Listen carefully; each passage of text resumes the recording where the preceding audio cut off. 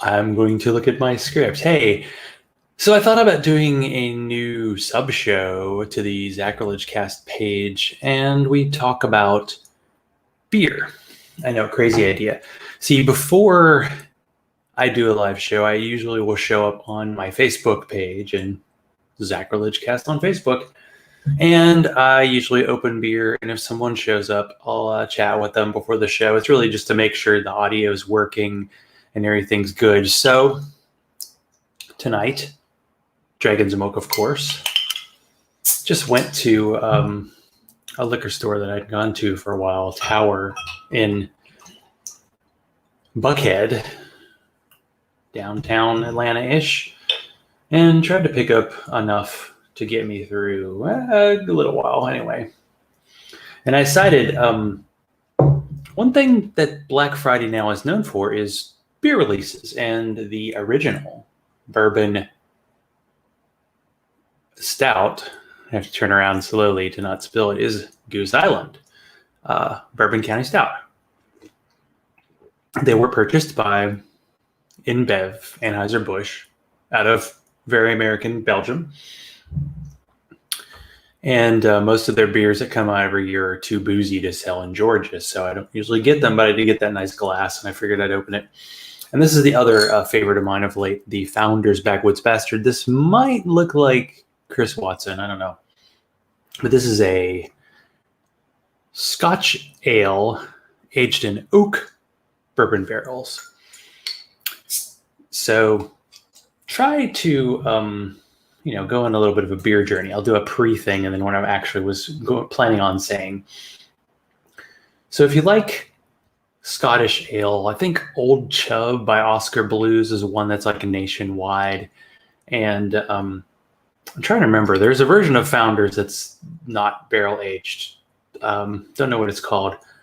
But what you can do is try the non-barrel aged version and get kind of that Scottish. It's got a little bit of like peaty flavor going to it, but it's mostly a dark beer.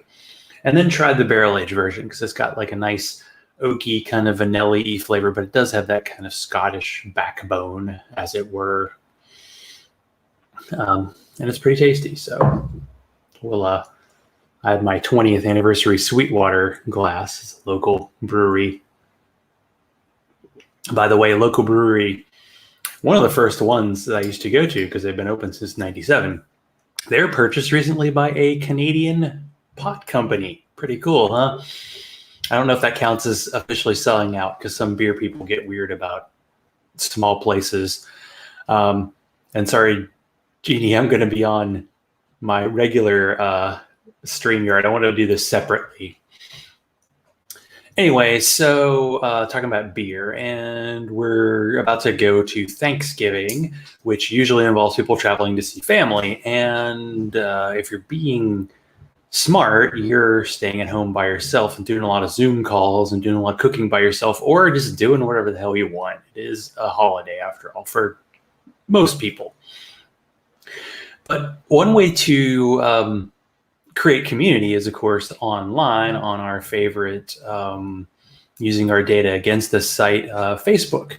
So if you go to Facebook, as I did, and search Atlanta and beer, pick your own city, state, wherever you live, and put in beer, you're going to find some communities. And sometimes you have to know somebody to get involved. Sometimes you just have to go and ask to be invited. Some people, will just say hi and, you'll be invited to the page. The point about having that is naturally right now, you're not going to go and meet people at a brewery. Please don't, even outside or distance. And I'm a little annoyed at our local breweries. I mean, they're trying to stay in business for having all these Black Friday, like cellared beer offerings, because it's like going anywhere right now is just, it's risky right now. So you're not going to do bottle shares with friends. You're not going to do this, but you can go online and you can reach out. You can say, hey, I like this style of beer. What's available locally? Or, man, I'm really excited. Oma Gang's Barrel Aged Adoration is out, but I can't find it in any of my local stores. Do you know where I can find it? And people will let you know. There are so many beer stores in town. And sometimes that little hole in the wall joint that looks like it doesn't have but like 2 cases in there, they can have a stash of beers that sell out quickly, even though that's not really a thing anymore. I was showing my like Bourbon County Stout, and I remember standing in line at a place, Craft Brewed in Nashville, and I got there like 7 in the morning on Friday, and they were, of course, serving beer because, we're civilized. But I got to get 1 bottle of Bourbon County Stout. And now those beers, you'll see them in stores for a few months. And like the one version they sold in Georgia last year, like it's still on shelves because it's like $20 a bottle. It's kind of expensive, and I haven't really liked it as much. But basically, the point of going, finding a beer community online is just to have people with similar interests. So they'll help you find beer you're looking for, find liquor stores in your areas, get reviews of the hottest beers. Let's say there's some beer that comes out that you think you might like. Well, if you ask somebody what it's like, and they're people you kind of trust and know your kind of taste, they'll steer you the right way. It'll let you know when, like, okay, maybe you should just try one of these instead of buying like a 4-pack and having a sip and going, oh, why? And then if you happen to be traveling, if that is a thing you do in the future, just say, hey, I'm going to Pensacola, or I'm going to DC, I'm going to some small town in Iowa. What breweries are available? And they'll be able to help you. They'll be supportive, and they will do little things. Like if you do post a picture of like beer in a glass, they're going to comment on how clean it is because of like the bubbles. They really do pay attention, that sort of thing. It's usually in jest, but, seriously, get your shit together. So I thought I'd close this part out before going to the main show by doing my expensive beer of the week, a local brewery called Orpheus. And those bastards are selling a bunch of their like aged stouts, including ones from like 2015 that I will not be getting on Friday because I'm not leaving the damn house. They have a beer they recently sold called Ye Who Enter Here Reserve. They love their kind of Greek god names. So this is an imperial stout aged 30 months in Heaven Hill bourbon aged with Madagascar vanilla, Narino, and Ixama coffee from East Pole. That could be a stroke club. Ghost, Puya, and Guajillo chilies. 12.5%, 500 milliliters. So that means that's about 16.9 ounces, about half the size of a wine bottle. No, 2/3 of a wine bottle, I think.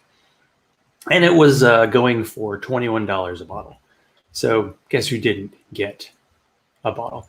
And to finish it off, weird beer of the week. I've actually seen this in stores. I've not bought it because I've not heard that it's actually that tasty.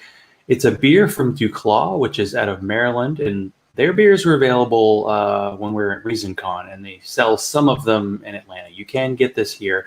It's called Unicorn Farts. It's a sour beer that has glitter in it, and apparently it's kind of just vaguely sour. And I've seen it at stores, and I've kind of got it away from sour, so I've kind of moved on from that.